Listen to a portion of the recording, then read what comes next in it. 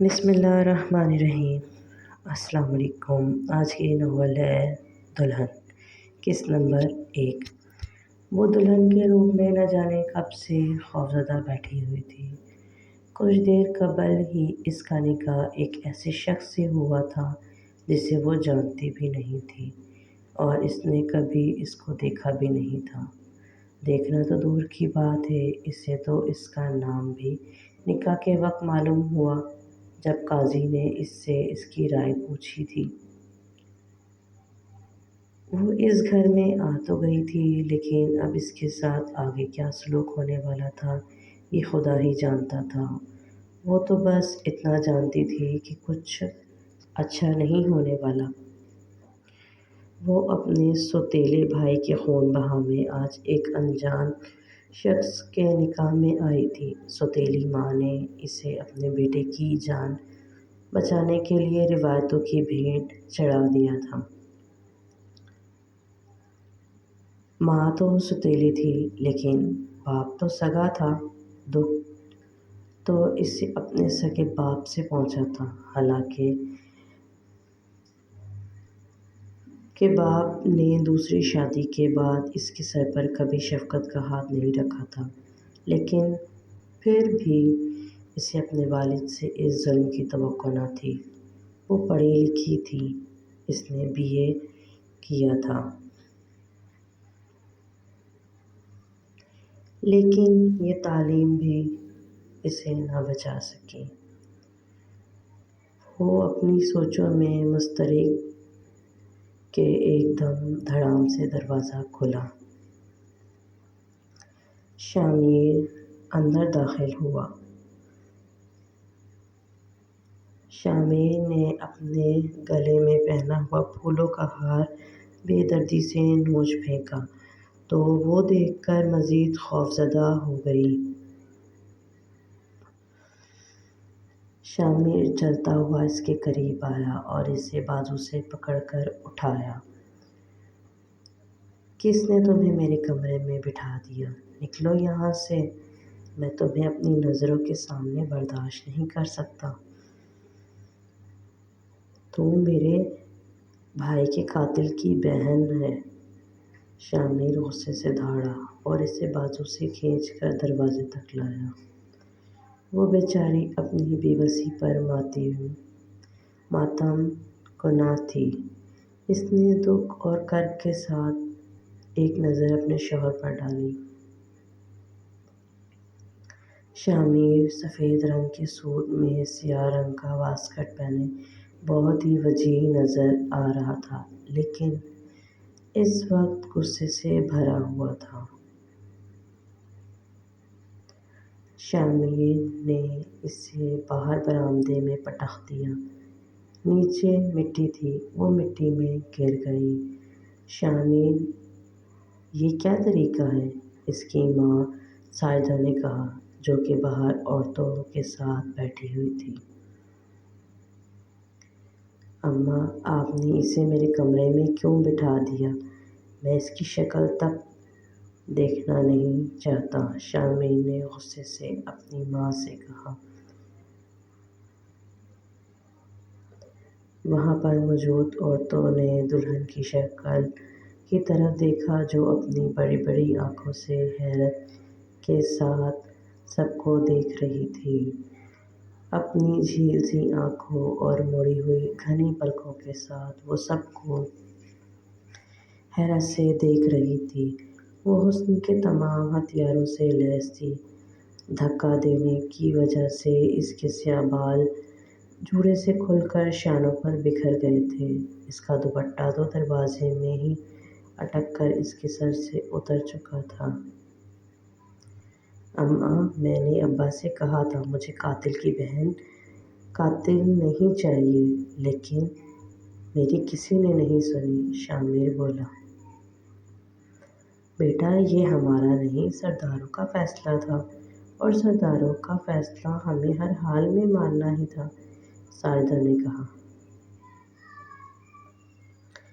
ہم سرداروں کے نوکر نہیں ہیں ماں، ہم بھی اچھے خاصے زمیندار ہیں، بھکاری ہم بھی نہیں۔ ہے کہ کسی کے آگے سر جھکائے۔ وہ چیخ کر بولا، بیٹا، اس کے بھائی نے تمہارے بھائی کو جان بوجھ کر نہیں مارا، وہ غلطی سے مرا۔ کوئی قبائلی جھگڑا تو نہیں تھا ہمارا ان لوگوں کے ساتھ، بس ایک غلطی تھی۔ شامر کی چچی سکینہ نے کہا۔ غلطی؟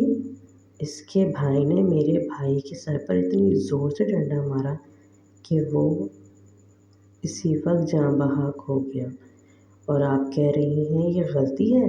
چچی، یہ غلطی نہیں، خون ہے، خون۔ شامر کا غصہ عروج پر تھا۔ ایمان ابھی تک مٹی میں گری پڑی تھی، نہ اسے اٹھنے کی ہمت ہو رہی تھی اور نہ کسی نے اسے اٹھانے کی زحمت کی تھی اب تک۔ یہ اس کی شادی کی پہلی رات تھی، جس کے لیے لڑکیاں ہزاروں سپنے سجا کر اپنے پیادے سدھارتی ہیں۔ اتنا برا سلوک کوئی دشمن نہیں کر سکتا۔ اور ہاں، وہ دشمنوں کے پاس ہی آئی تھی۔ وہاں موجود ایک خاتون کو طرس آ گیا۔ وہ اٹھی اور ایمان کو اٹھایا۔ شامر، تھوڑا خدا ترسی کرو، خدا کے عذاب سے ڈرو بیٹا، اس بیچاری کا کیا قصور ہے اس سارے معاملے میں؟ زرینہ بی بی نے ایمان کو اٹھاتے ہوئے کہا۔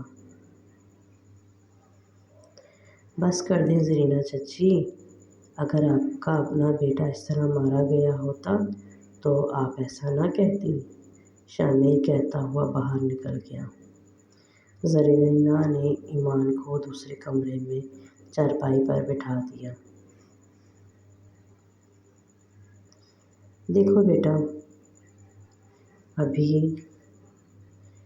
اس وقت شامر بہت غصے میں ہے، لیکن وقت کے ساتھ ساتھ اس کا غصہ کم ہو جائے گا۔ وہ تمہارا شوہر ہے، تم سے زیادہ دیر دور نہیں رہ سکتا، اور تم ہو ہی اتنی زیادہ خوبصورت کہ وہ کسی نہ کسی دن تمہاری محبت میں ضرور گرفتار ہو جائے گا۔ بس تمہیں ہمت نہیں ہارنی ہے، زرینہ نے پیار سے سمجھایا۔ لیکن ایمان کو سمجھ میں کچھ نہیں آ رہا تھا۔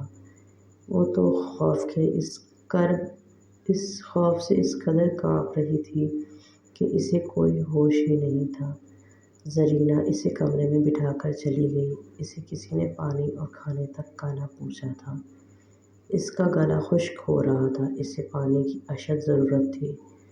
اس نے صبح سے کچھ نہیں کھایا تھا، بھوک کے مارے اسے چکر آ رہے تھے۔ کافی دیر کے بعد سکینہ کو احساس ہوا تو ایمان کے لیے کھانا لے کر آئی۔ لڑکی، کھانا کھا لو، تم نے صبح سے کچھ نہیں کھایا۔ ہم بھی انسان ہیں، ظالم نہیں ہیں۔ ظلم تو ہمارے خاندان کے ساتھ ہوا تھا، خیر اب حساب برابر ہو گیا، سکینہ بی بی نے کہا۔ سکینہ بی بی کے جانے کے بعد اس نے نوالا منہ میں لیا تو زندگی کا احساس ہوا۔ بھوک بہت بری چیز ہے۔ کھانا کھانے کے بعد اس میں کچھ توانائی آئی۔ پانی بھی سامنے پڑا تھا، اس نے پی لیا۔ اب وہ سوچ رہی تھی کہ کیا اسے آج رات اس کمرے میں اکیلے سونا پڑے گا، جس میں صرف ایک چارپائی رکھی ہوئی تھی اور ایک لحاف تھا۔ شامر کے کمرے میں سونے سے زیادہ اسے یہاں سونا بہتر لگ رہا تھا۔ اس کے دل میں شامر کا خوف آج سے ہی بیٹھ گیا تھا۔ اس طرح کا سلوک تو کسی جانور کے ساتھ بھی نہیں کرتا جیسا اس کے شوہر نے اس کے ساتھ کیا۔ شامر کی جگہ اگر کوئی اور ہوتا تو آج ایمان کی ہمراہی پا کر ہواؤں میں اڑ رہا ہوتا، کیونکہ وہ تھی اتنی پیاری، پڑھی لکھی، سلجھی ہوئی۔ وہ سوچتی سوچتی سو گئی۔ صبح سویرے ساجدہ نے آ کر اسے اٹھایا۔ اٹھو بیبی، کام پر لگ جاؤ، میں اکیلی بوڑھی عورت ہوں، اس دن کے انتظار میں تھی کہ بہو آئے گی تو سارا گھر سنبھال لے گی۔ بہو بھی آئی تو ایسے شخص کی بہن جس نے میری کوکھ اجاڑ دی۔ اٹھو، اب کام پر لگ جاؤ، کوئی منچاہی دلہن نہیں ہو تم جو اس طرح پڑی رہو۔ ساجدہ کہہ کے باہر نکل گئی۔ وہ اپنا بھاری بھرکم فراک سنبھالتے ہوئے اٹھی جو اس کی شادی کا جوڑا تھا۔ رات اسی لباس تبدیل کرنے کا موقع نہیں ملا تھا۔ اس کے کپڑوں کا چھوٹا سا بیگ شامیر کے کمرے میں تھا۔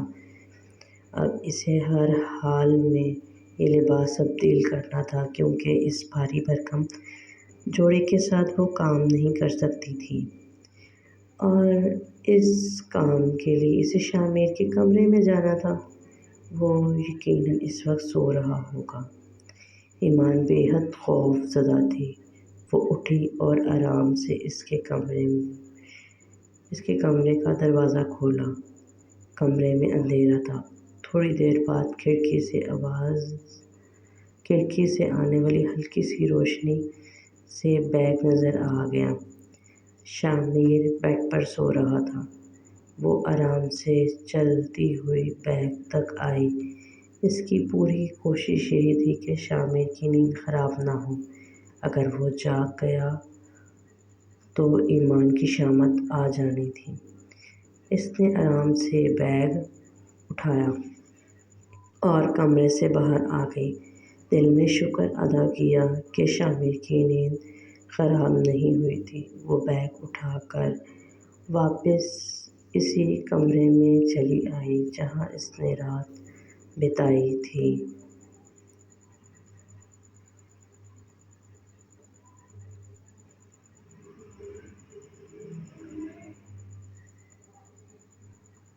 اس نے ایک جوڑا نکالا اور پہن لیا۔ پھر باہر آئی جہاں گھر کے باقی افراد چائے پینے میں مشغول تھے۔ وہ ان میں سے کسی کو بھی نہیں جانتی تھی۔ ساجدہ اس کی ساس ہے، وہ اتنا جان گئی تھی۔ باقی 2 لڑکیاں بیٹھی ہوئی تھیں اور ایک لڑکا، اور سکینہ جو کہ اس کے شوہر کی چچی تھی۔ جھاڑو اٹھاؤ اور صفائی شروع کرو، وہاں پر موجود ایک لڑکی نے اسے آرڈر دیا۔ وہ لڑکی صفیہ تھی، اس کی چھوٹی نند جس کی عمر 16 سال تھی۔ میں صفائی دیتی ہوں چائے پینے کے بعد۔ اگر چائے نہ پی تو میرے سر میں درد ہو جائے گا اور پھر مجھ سے کوئی کام نہیں ہوگا، ایمان نے ڈرتے ہوئے کہا۔ پیچھے سے شامیر بھی آ گیا۔ اس نے سن لیا۔ کوئی ضرورت نہیں ہے چائے پینے کی، صفائی کرو، اس کی دوسری نند عافیہ بولی۔ شامیر آرام سے چلتا ہوا باہر چارپائی پر آ کر بیٹھ گیا۔ اس نے ایک نظر ایمان پر ڈالی۔ وہ اب گلابی کاٹن کا سوٹ پہن ہوئی تھی۔ چہرے پر میک اپ کے مٹے مٹے اثرات تھے۔ سیاہ لمبے بال ایک شانے کو جھول رہے تھے۔ شامیر اب ایک پل کو کھو سا گیا۔ اس کی سب سے خاص بات اس کی گھنی پلکیں تھیں جو اوپر کو مڑی ہوئی تھیں۔ اس کی جھیل سی آنکھیں اور گھنی پلکیں اس کے چہرے کا سب سے نوٹ کیا جانے والا حصہ تھا۔ دے دو چائے اسے، شامیر نے کہا تو ایمان حیران ہوئی۔ اگلی قسط جاننے کے لیے میرے چینل کو لائک، سبسکرائب اور شیئر ضرور کریں، اور اپنا بہت سارا خیال رکھیں۔ اللہ حافظ۔